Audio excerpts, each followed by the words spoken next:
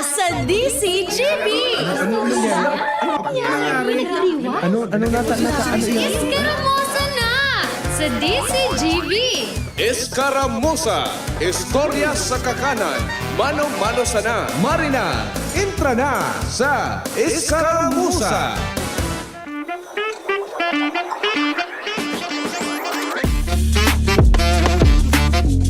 Lunes na Kuya June. Ultimong aldaw na kan pagpaparehistro sa Commission on Election. Halawig man agad ang nahihiling kong pila dyan sa mall registration kan Comelec Legazpi sa Ayala Mall. Kaya duman sa mga dai pa nakakapagparehistro, may nagkakapirang oras pa kamuta before 5 o ang sabi nga ni duman ni Attorney Connie Del Castillo, mga around 3 to 4:30 mapo na silang maglista kan mga nakalinya duman sa 30-meter premises. Di ko alam kung paano nila susukulon iyan. Pero sa mga, syempre tatay Jun, mapun iyan duman sa pinakadulo. Tanganing mailista kung si Isay itong mga nag-abot before 5 p.m. Tanganing matauwanin chance na makapag-register, makapag-salida kan mga apelyido, may mga correction of entries.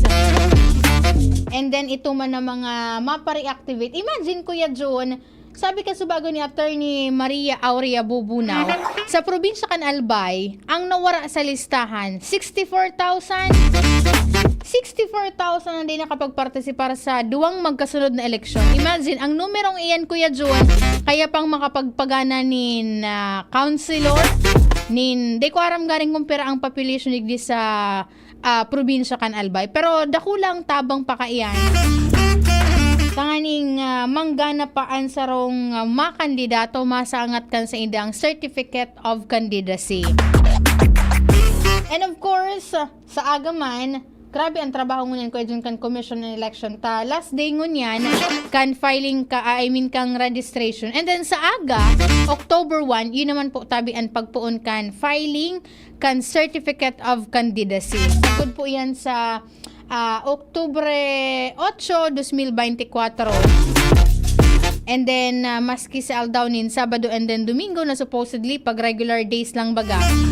Wala manin opisina ang Comelec kaya. Pero dahilan nga ni tanganing matawan nin oportunidad and chance na makapag-file and then maibitaran itong mga surusuan sa mga Comelec offices. Mabukas po sinda sa Sabado and then Domingo tanganing mag-akomodar kan mga dokumentos na kaipuhan. And just in case, kasi bago natatandaan ko Kuya John, ang sabi ni Attorney Maria Aurea Bubunaw, duman sa mga nagtutubod kan anapuridikan itong mga feng shui na pag 8 ngaya ta infinity ngaya iyan, swerte. Ang gibuhon po tabi nindo, before ka mo magpila dyan, o before pa man, magpa-check na po kamo kan mga dokumentos na kaipuhan. Kasi bago pinag-explain naman ni Attorney Bunaw, itong mga kaipuhan, may mga stamp na kaipuhan bakalon sa BIR, and iba pa mga dokumentos na kaipuhan po tabi nindong ipreparar tanganing sa may ugali bagat ako ya dyan ako so ultimong aldaw na duman pa lang po kita maarasikaso ka mga dapat nasikason. Ilingay yan dyan na halawig na pila sa Ayala Malls. And dyan sa Tabaco National High School, dyan man po ipaig Balyukan Comelec Tabaco ang sa indang registration. Nanganing makapag-akomodar nin mas dakol-dakol. Dahil ang tabiga-antisiparan ninda na dakol an maruso. Pero duman dyan sa syudad kan Ligao and then sa other municipalities nyaw lang po sinda dyan sa indang Comelec offices. Dyan po sa compound kan sa indang mga LGUs. Kaya antabayan nindo, and although may mga nagkapira ng mga aspirant ang mga nagpahayag na nin interest na magdalagan sa mga iba-ibang posisyon kan pun pa ka mga nakalis na si Manny. Kaya nasa sa indo na po tabi iyan kung si Isay ang sa indong iboboto sa pag-abot kan May 12 midterm election. Sa lado po yan kang national and lado lokal.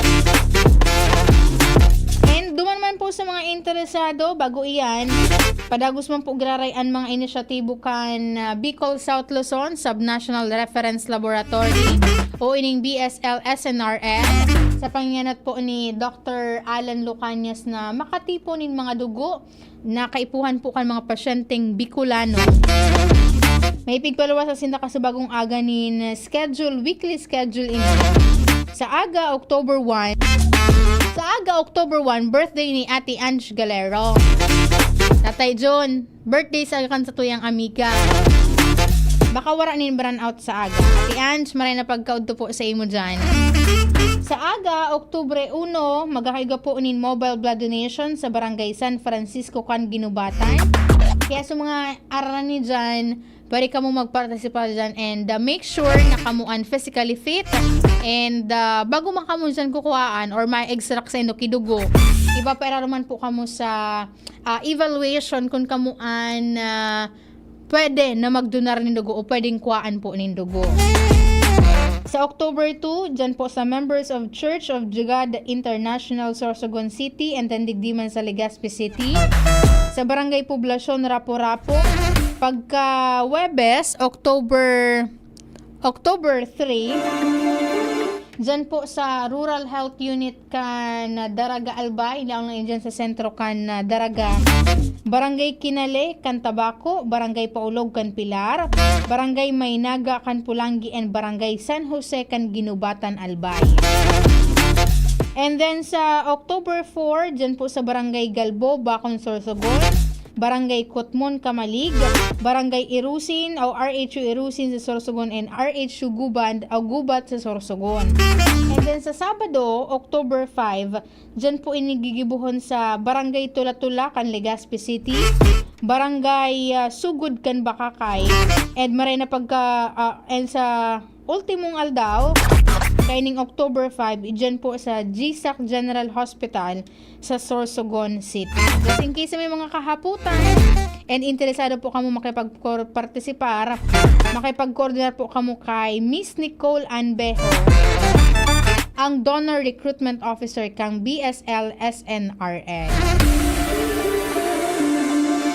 Iyan ang abiso kan paridikan Bicol South Luzon sa paagi ni Dr. Alan Lucanias. And congratulations, tatawad no pagkahapon, maaraman ta kuya dyan kung paano naaraman kan mga intel. Syempre intel nga ni mga may mga paagi yan para maaraman.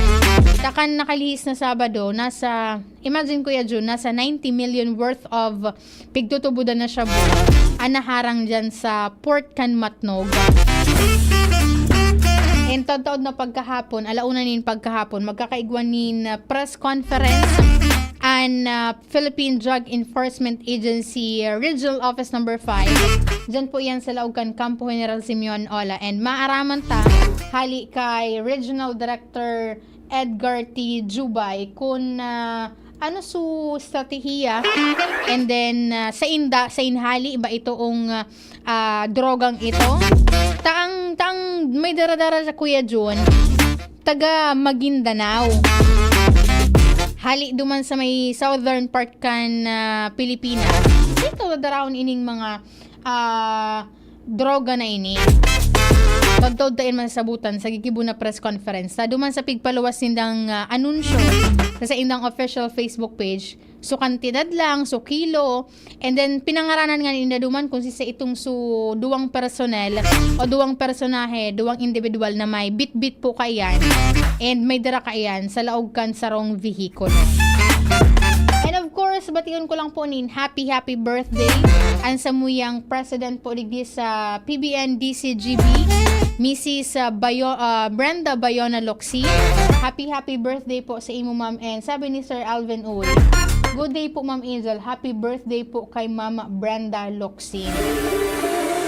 Maray na pagkauto kay Ma'am Honey Moonlight ng Pidoran, watching from Macasitas, and kay Kuya Rolly Alvarado, nakaantabay po una na pagkauto, and then kay Kuya Randy Velasco kan Barangay Ilawod kan Daraga Albay. Ano lamang Kuya Randy tabian sa imong pangudtuhan dyan. Maray na pagkauto kay Ate Angie, kay Melray, and then kay Kuya Maki. Nakaibaran ko po sa Lalo Technical, si Kuya Jun Napoles. IT niya po dyan si Jerome Nico Martinez. Sa production, si Shara Leron. Sa news niya po dyan ang samuyang news director at si news manager, Sir Mar de la Cruz. Ako po ang sinong nakaibahan ko na napagkaudo. Ako po si Angel Mustaza. Bye-bye!